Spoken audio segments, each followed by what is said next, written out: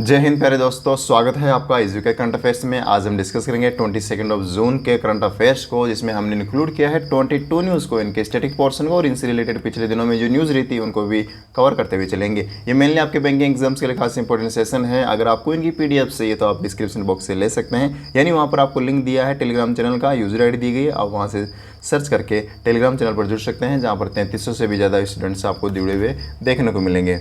आगे बढ़ने से पहले यह है मेरा IBPS PO 2021 का स्कोर कार्ड, जिसमें आप देख सकते हैं बैंकिंग इकोनॉमी अवेयरनेस में मेरा हाईएस्ट स्कोर 28.25 है। तो जिन सोर्सेज को मैंने फॉलो किया है, जिन सोर्सेज से मैंने नोट्स बनाकर मैंने अपने आप को पढ़ा था, उन्हीं सोर्सेज का कंपाइलेशन मैं आपके लिए लेकर आ रहा हूं। तो आपको कोई आवश्यकता नहीं है किसी और सोर्स के और सोर्सेज 2, 3, 4 सोर्स फॉलो करने की। आप सिर्फ एक सोर्स फॉलो कीजिए, एजुके, जिसमें आपके मोर देन 4 सोर्सेज इंक्लूड हो जाएंगे। तो बढ़ते हैं आज की फर्स्ट न्यूज़ की तरफ। आज की फर्स्ट न्यूज़ है, India's first government desalination plant only for industrial use was inaugurated in Dahej, Gujarat. Gujarat का एक डिस्ट्रिक्ट है बहारूच, और बहारूच डिस्ट्रिक्ट में एक टाउन है दहेज, और दहेज में ही एक प्लांट लॉन्च किया गया और उस प्लांट का नाम है डेजलिनेशन प्लांट। डेजलिनेशन प्लांट क्या करेगा, जो सी वाटर है जिसमें साल्ट काफ़ी हाई होता है, उस साल्ट को हटाएगा और यूजेबल पानी वाटर बनाएगा, जो किसके लिए यूजेबल होगा, इंडस्ट्रियल के लिए यूजेबल होगा। ये डेजलिनेशन पीने लायक पानी भी बनाता है, लेकिन ये जो प्लांट है ये सिर्फ इंडस्ट्रियल यूज़ के लिए ही पानी को बनाएगा, यानी जो सॉल्ट वाटर है उसे नॉर्मल वाटर में कन्वर्ट करेगा ये डेजलिनेशन प्लांट। तो ये सिंपल इतना याद रख लीजिए। और ये डेली का 200 million litre per day produce करेगा ये प्लांट। और पहले क्या होता है, इंडस्ट्रियल जितने भी इंडस्ट्री थे, इस एरिया में काफ़ी इंडस्ट्रीज है दहेज में, और ये नर्मदा रिवर का पानी लिया करते थे, लेकिन नर्मदा पानी का वाटर उसका यूजेस कम करने के लिए इंडस्ट्रीज़ में ये प्लांट लगाया जा रहा है, जो कि बहारूच में लगाया जा रहा है, बहारूच के दहेज टाउन में। इतना आप याद रखिए। और इसकी कॉस्ट 880 करोड़ की कॉस्ट पर ये लागत पर बनाया जा रहा है, इतना याद रख लीजिए। और 1000 लीटर की कॉस्ट रहेगी 26 रुपीज़, 26 रुपीज़ दीजिए, इंडस्ट्रीज़ को 26 रुपये पे करने होंगे, और सिर्फ 26 रुपये में 1000 लीटर पानी मिल जाएगा। और ये प्लांट बनाया जा रहा है लार्सन एंड टुब्रो के द्वारा और टेक्टोन के द्वारा। टेक्टोन और लार्सन एंड टुब्रो दोनों मिलकर ये प्लांट बना रही है। याद रखिए, डेजलिनेशन प्लांट जो कि इंडिया का पहला प्लांट है, कहाँ पर आ रहा है, दहेज में आ रहा है, और वह कहाँ पर है, बहारूच डिस्ट्रिक्ट ऑफ गुजरात में है।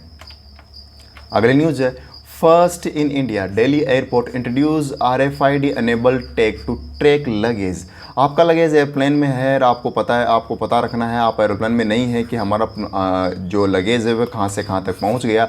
तो एक RFID टेक्नोलॉजी है जो कि फास्ट टैग में भी यूज़ की जाती है, रेडियो फ्रिक्वेंसी आइडेंटिफिकेशन, ये इसकी फुल फॉर्म बनती है। और ना केवल ये फास्ट टैग में, अब ये आपके लगेज में भी यूज़ की जाएगी, जिससे आप इजीली अपने लगेज को ट्रैक कर पाएंगे। इस लगेज में जो टैग लगाया जाएगा उस टैग को बोला जाएगा बैग ट्रैक्स। उस टैग का कलर होगा ब्लू येलो, और उस पर एक QR कोड भी रहेगा। उस टैग पर QR कोड रहेगा, उस QR कोड को स्कैन कीजिए और आपके मोबाइल पर टाइम टू टाइम आपके पास SMS अलर्ट आते रहेंगे कि आपका लगेज कहाँ से कहाँ तक पहुँच गया है।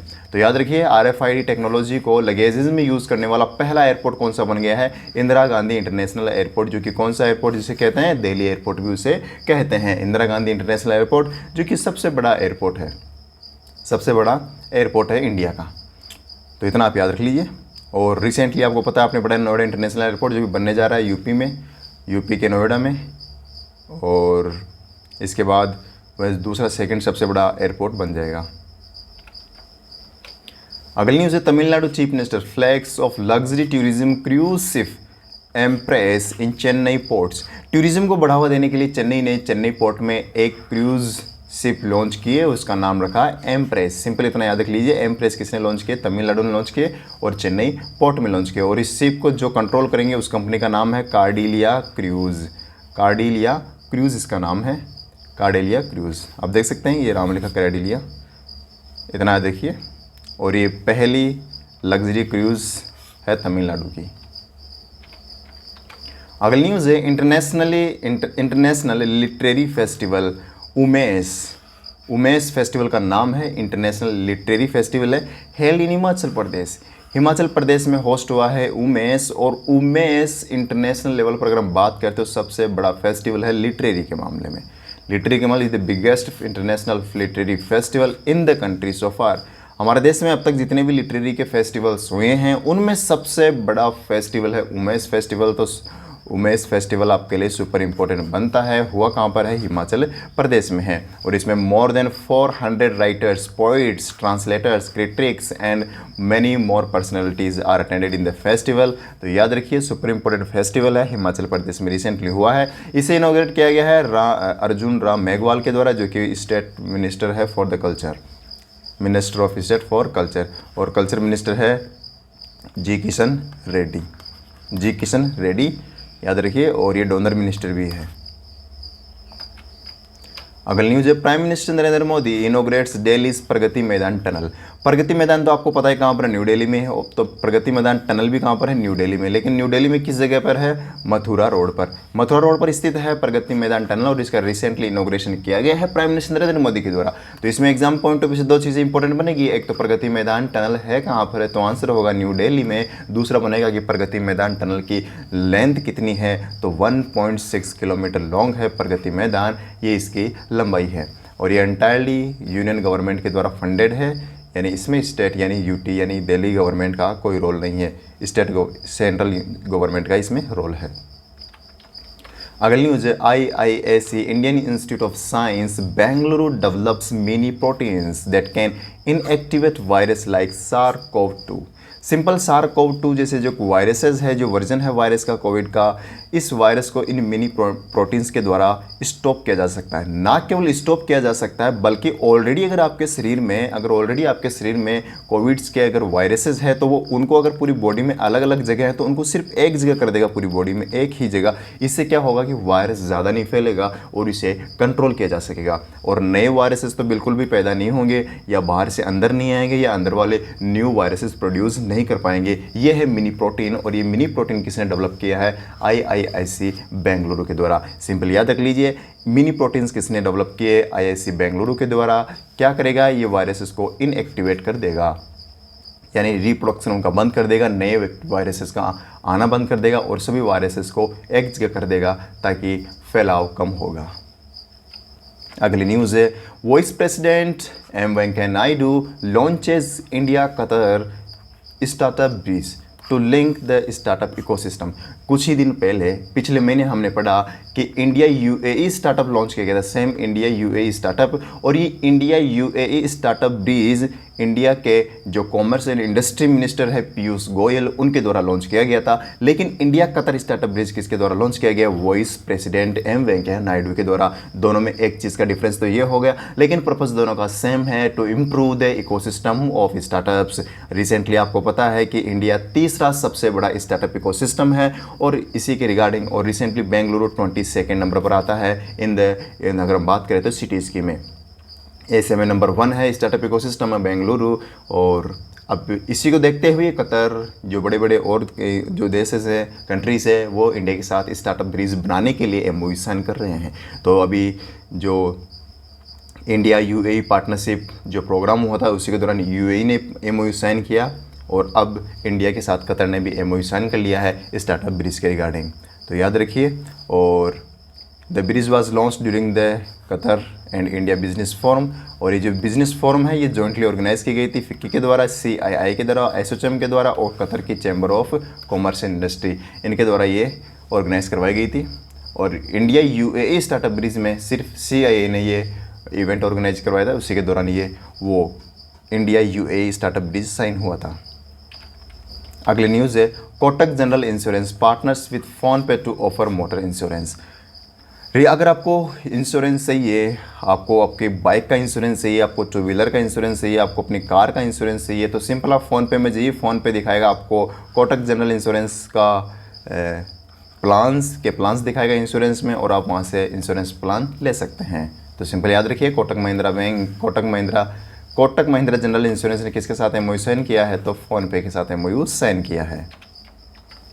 अगली न्यूज़ है, Airtel launches India's first multiplex x stream in the metaverse. Metaverse आपको पता है वर्चुअल रियलिटी पर बेस्ड एक सिस्टम है जिसे काफ़ी अप्रोक्स 1992 में इसे लॉन्च किया गया था।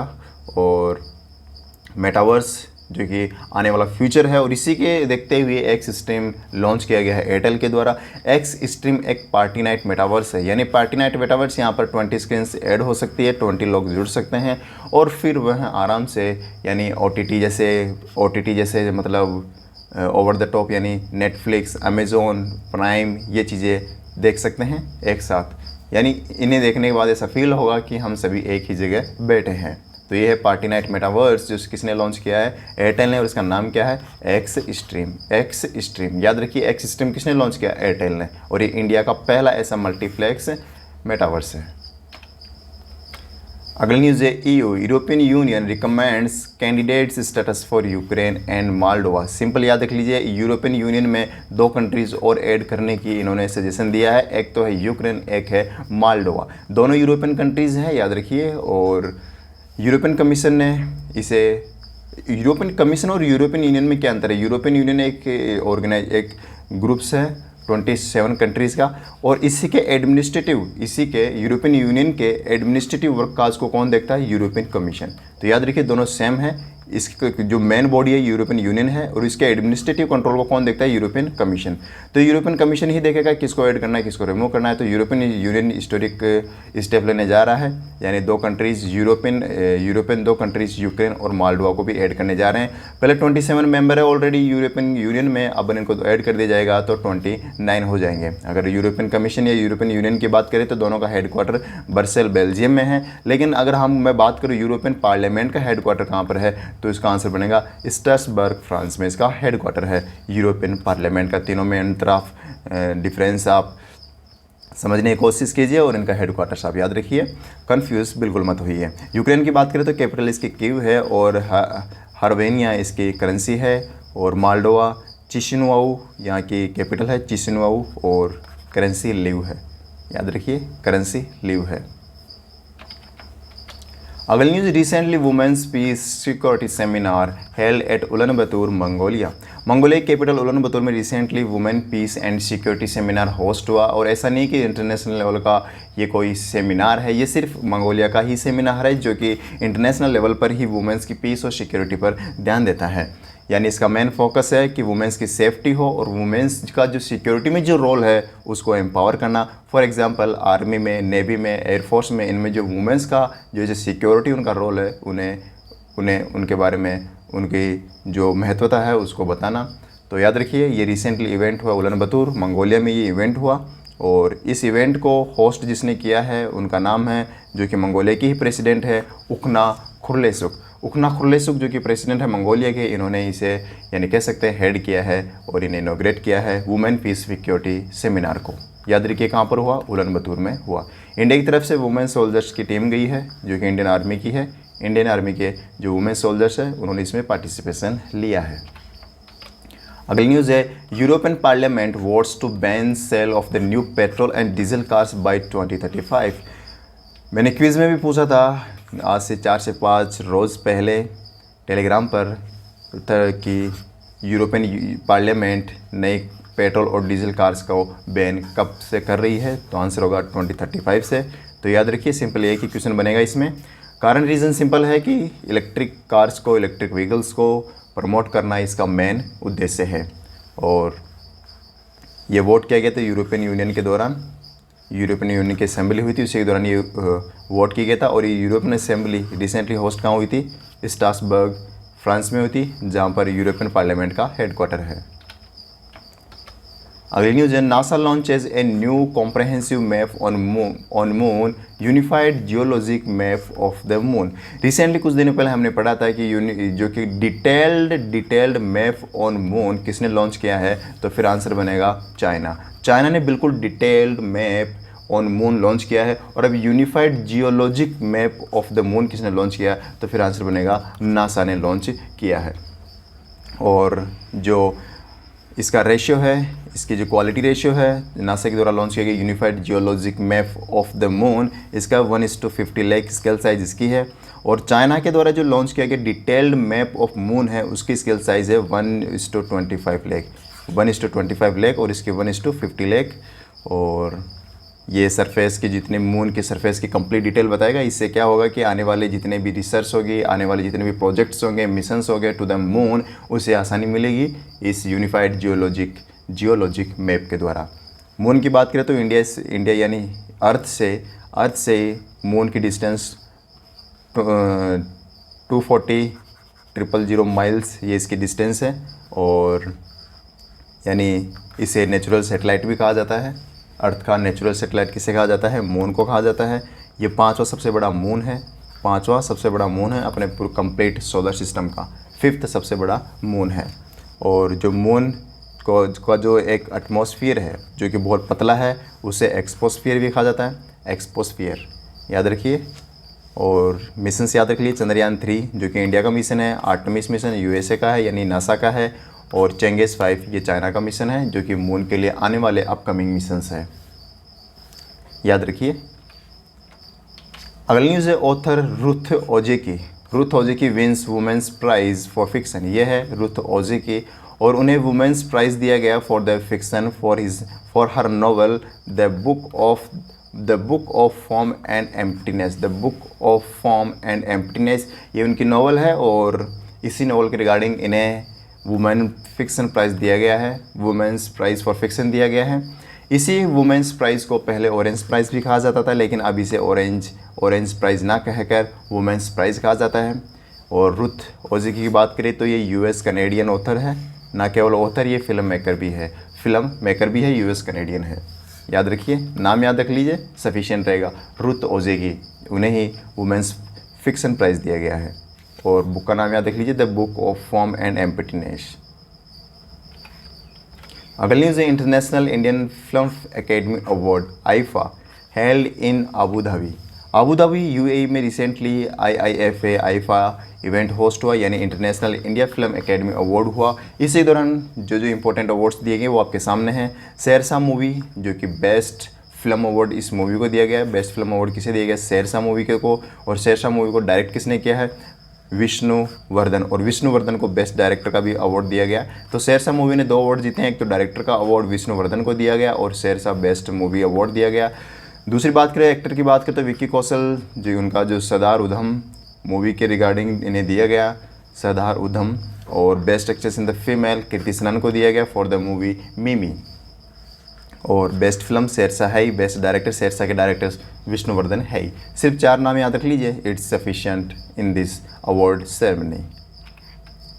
अगली न्यूज़ है central institute of education technology CIET wins King Hamad bin Isa Al Khalifa prize for 2021। ये अवार्ड दिया जाता है यूनेस्को के द्वारा। और ये अवार्ड क्यों दिया जाता है? ये अवार्ड दिया जाता है किसी भी एक टेक्नोलॉजी के बेस्ट इम्प्लीमेंटेशन के लिए।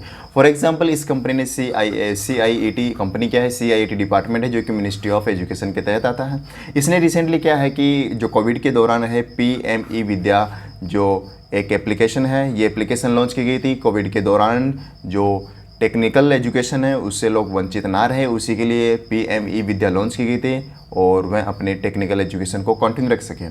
तो इसी के रिगार्डिंग इसे इम्प्लीमेंट करने वाली जो एजेंसी है CIET जो कि मिनिस्ट्री ऑफ एजुकेशन के तहत आती है, इसने इसका बेस्ट इंप्लीमेंटेशन किया, बेस्ट यूजेस किया। तो इसी के रिगार्डिंग इसे अवार्ड दिया गया ई विद्या के बेस्ट इंप्लीमेंटेशन के लिए king Hamad bin Isa Al Khalifa prize 2021 UNESCO के द्वारा दिया गया। इतना आप याद रख लीजिए। यूनेस्को का हेडक्वार्टर पेरिस में है, पेरिस के फ्रांस में इसका हेडक्वार्टर है। और ई विद्या को मई 2020 में लॉन्च किया गया था एजुकेशन मिनिस्ट्री के द्वारा, यानी एजुकेशन का जो एजुकेशन मिनिस्ट्री का डिपार्टमेंट है, department of education school education, इसी के द्वारा लॉन्च किया गया था। CIET जो कि अंडर काम करता है, यानी एक constituent of NCERT national council for educational research and training, ये इसी की एक कॉन्स्टिट्यूएंट है CIET। याद रखिए CIET को रिसेंटली कौन सा अवार्ड दिया गया? King Hamad bin Isa Al Khalifa prize for 2021। अगली न्यूज़ है US Canada Mexico will host FIFA world cup 2026। FIFA world cup 2026 कौन से देश होस्ट करेंगे? US Canada and Mexico. और it is the first time कि मोर देन 2 यानी 3 countries FIFA world cup को होस्ट कर रही है, फर्स्ट टाइम। और अभी 2022 कौन सा देश होस्ट कर रहा है? कतर इसे होस्ट कर रहा है, कतर होस्ट कर रहा है FIFA वर्ल्ड कप 2022 को। और 2026 को 3 countries US, Canada and Mexico host करेगी। इसमें 48 टीम्स रहेगी। अभी अगर कतर में बात करें तो कतर में 32 फुटबॉल टीम्स इसमें हैं, लेकिन जो 2026 होगा उसमें 48 टीम्स होगी, 48 टीम्स होगी। और याद रखिए, और ये तो पहली बार हो रहा है कि 3 कंट्रीज इसे होस्ट कर रही है, लेकिन पहले 2 कंट्रीज़ ने एक साथ मिलकर होस्ट किया था 2002 में। 2002 में 2 कंट्रीज़ जो कि जापान और साउथ कोरिया थी, इन दोनों ने होस्ट किया था। उसके बाद सिर्फ एक कंट्री ही होस्ट करती आई रही है। लेकिन 2026 में यूएस, कनाडा और मेक्सिको 3 कंट्रीज़ मिलकर इसे होस्ट करेगी। ये तीनों कंट्रीज़ के 16 सिटीज़ में होस्ट होगा, 16 सिटीज़ में ये होस्ट होगा। अगर इनकी बात करें पर्टिकुलर की, मेक्सिको, यूएस और कनाडा ने पहले भी कभी होस्ट किया है। तो मेक्सिको ने पहले 2 बार होस्ट किया है फीफा वर्ल्ड कप, 1970 को और 1986 को, और इसका थर्ड टाइम है कि ये फीफा वर्ल्ड कप होस्ट करने जा रहा है मेक्सिको। और अगर बात करें यूएस के, यूनाइटेड स्टेट्स ऑफ अमेरिका की बात करें, तो ये सेकंड टाइम होस्ट करने जा रहा है। इससे पहले ये 1994 को इसने होस्ट किया था, 1994 को, तो it is a second time for USA. और कनाडा का तो ये पहली बार है कि ये मेंस कैटेगरी का फीफा वर्ल्ड कप होस्ट कर रहा है, क्योंकि इसने ऑलरेडी फीमेल्स कैटेगरी का यानी वुमेंस कैटेगरी इन्होंने ऑलरेडी 2015 में होस्ट किया था। तो कनाडा का ये अगर फीफा वर्ल्ड कप की बात करें तो सेकंड टाइम है। लेकिन अगर वुमेंस कैटेगरी की बात करें तो वुमेंस कैटेगरी में इन्होंने फर्स्ट टाइम 2015 में होस्ट किया था, और मेंस कैटेगरी में पहली बार 2026 में ये होस्ट करने जाएंगे। ये हर 4 साल में होते हैं, ये तो आपको पता ही है। फीफा वर्ल्ड कप हर 4 साल में होता है। फीफा वर्ल्ड कप जो कि इंटरनेशनल बॉडी है फुटबॉल की, याद रखिए।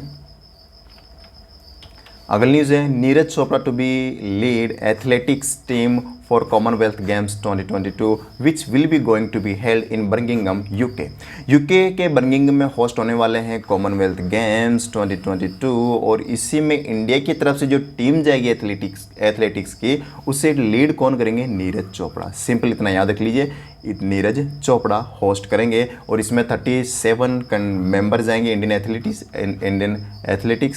इसमें एथलेटिक्स टीम में।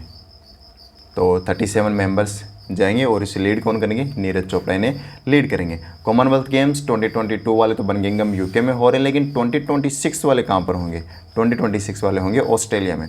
ऑस्ट्रेलिया 2026 के होस्ट करेगा। कॉमनवेल्थ का हेडक्वार्टर लंदन में है।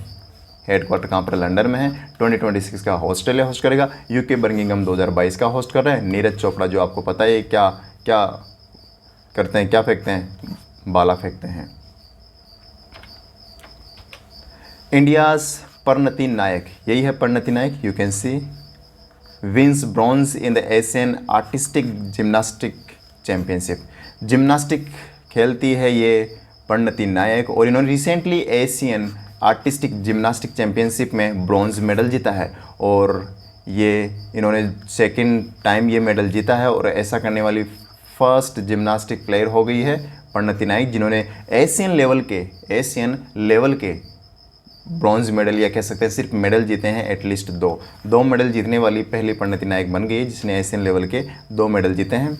और ये championship artistic gymnastic championship Doha Qatar में होस्ट हुई थी।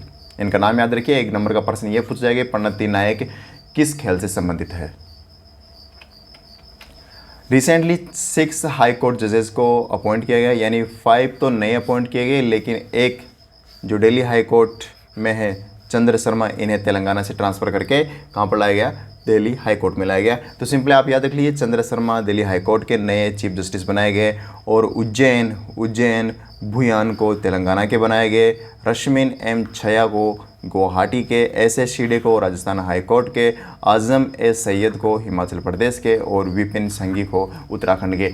इन्हें रटने के सिवाय आपके पास कोई ऑप्शन नहीं है। रटना होगा विपिन संघी उत्तराखंड, अजमद ए सैयद हिमाचल प्रदेश, S.S. शिंदे राजस्थान, रश्मिन एम छया गुवाहाटी, उज्जैन भुयान तेलंगाना, और चंद्रा शर्मा दिल्ली हाई कोर्ट। अगली न्यूज़ है, national reading day is annually observed on 19 जून। 19 जून को हर साल हम नेशनल रीडिंग डे मनाते हैं, और ये नेशनल रीडिंग डे मनाते हैं to honour the PM Panicker के, उनके जो एजुकेशन में जो रोल था रीडिंग में। देखिए, रीडिंग का मेन पर्पज़ होता है, आपको रीडिंग जितनी ज़्यादा करोगे उतनी ज़्यादा आपको नॉलेज होगी। तो reading is the best source to improve your knowledge, ऐसा कहना पीएन पेनिकर का, और पीएन पेनिकर का ही एक फाउंडेशन चलता है, उस फाउंडेशन के द्वारा और केरला गवर्नमेंट के द्वारा ये डे लॉन्च किया गया था। तो याद रखिए, अगर पूछा जाए कि नेशनल रीडिंग डे किस स्टेट के द्वारा लॉन्च किया गया, तो आंसर बनेगा केरला के द्वारा। केरला के जो लाइब्रेरी एंड लिटरेरी मूवमेंट है, जो इसके फादर है पीके पेनिकर, लाइब्रेरी और लिटरेरी मूवमेंट के, और इन्हीं फादर के नाम पर ये दिन मनाया जाता है, इन्हीं के जन्मदिवस पर ये दिन मनाया जाता है। याद रखिए, ये केरला गवर्नमेंट और पीएन पेनिकर फाउंडेशन के द्वारा लॉन्च किया गया था। World refugee day is annually celebrated on 20 जून। हर साल 20 जून को वर्ल्ड रेफ्यूजी डे मनाया जाता है, और रेफ्यूजी डे के जो इनकी जो प्रॉब्लम्स है रेफ्यूजीज़ की, जो दूसरे देश से किसी दूसरे देश में जाते हैं, उनके द्वारा जो फेस की जाती प्रॉब्लम्स है, इन पर जो किसी का ध्यान नहीं जाता, तो इन्हीं चीज़ों के लिए ये दिन मनाया जाता है यूनाइटेड नेशन के द्वारा, और इनकी महत्वता को दर्शाने के लिए दिन मनाया जाता है। तो याद रखिए, to honour the refugees the day is celebrated every year on 20 June by United Nation. और इस साल की थीम याद रख लीजिए, together we heal learn and shine. Together we heal learn and shine, ये इस साल की थीम है वर्ल्ड रेफ्यूजी डे की।